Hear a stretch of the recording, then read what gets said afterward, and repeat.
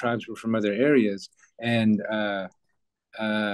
everybody was in the same boat, which was nobody could get our corn to grow in Oklahoma.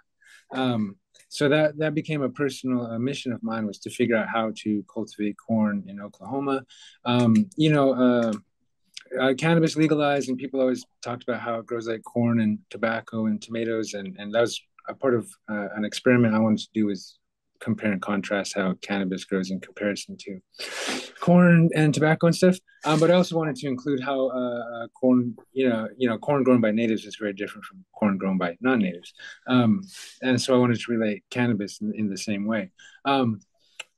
But anyways, what happened was, here in Oklahoma we have compact red clay soil, and so it took a different approach. The seeds that we grow are accustomed from different regions and accustomed to different types of soil. So I went through a selection process trying to find corn that would grow in compact red clay soil. And along the way, I had stumbled upon KNF. This is when KNF had kind of introduced itself to the world.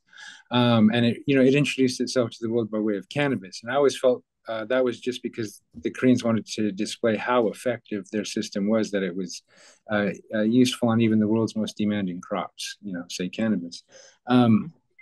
But anyways, when I had started diving into the KNF world, it didn't take long before I realized it was just food preparation and food preservation. And for the most part, the system was just it's just indigenous food preparation and food preservation. So I started to interpret KNF a little bit differently,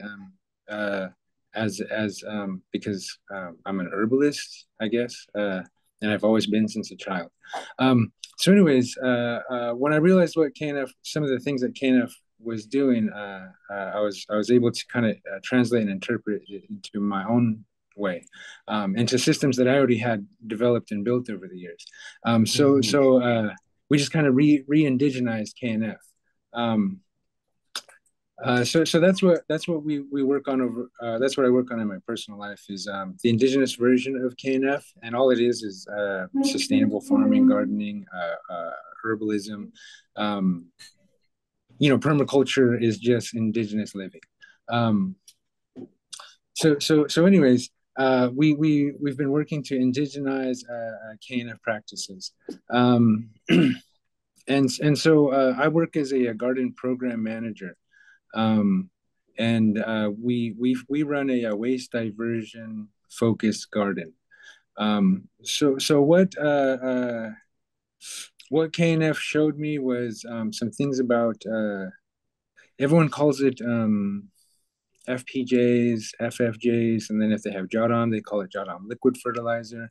I call all this liquid composting. And there's multiple ways for it, and there's a lot more to it than just like what cannabis knows about liquid composting. So anyways, in regards to the system that we've developed, I work out of a food bank, and this food bank that I work at is unique because they provide fresh fruits and vegetables, aside from just canned goods and prepackaged goods. The food bank that I work at tries to incorporate health veggies and fruits, and that's how they developed the garden program. So I stepped in as the garden program manager. So this food bank that I work at, they get food from major places like Whole Foods, Walmart, big corporations. Food that doesn't sell there gets sent here, and we redistribute. Yeah. And we redistribute some really cool things: papayas, pineapples, blueberries, strawberries, cranberries, sweet potatoes, milk, a plethora of seed grains and legumes. We offer fresh lettuce, juices. It's pretty cool. And so anyways, what doesn't get picked up in time, anything that spoil, used to go into the dumpster. But now with our liquid composting, it gets diverted into the garden. Okay. And so I kind of joke around and say that I'm a reverse gardener. I don't teach people how to grow food right now. I teach people how to turn food into soil.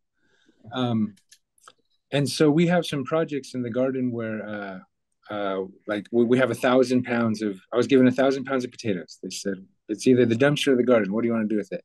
Um, so in the garden we have different experiments. I like we have a compost pile, and I like bringing people over to the compost pile and say this pile's been here for a couple of years. It's a lot of work.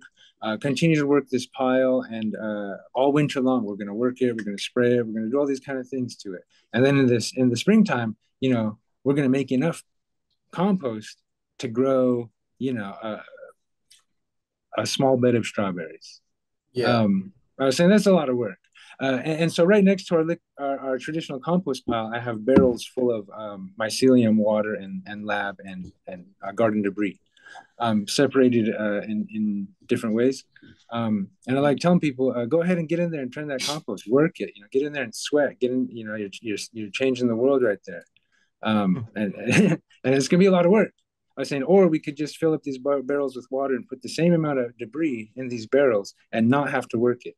So the difference being that all that work in that compost pile is going to give us, 3 cubic feet of compost. These barrels are going to give us more liquid fertilizer than we can use at our garden alone. So with liquid composting, we can fertilize our garden and some of the other neighborhood gardens as well. So can you actually make a fertilizer from potatoes? Yes, sir. Yes, you can. Um, Cool. so when we work with local schools.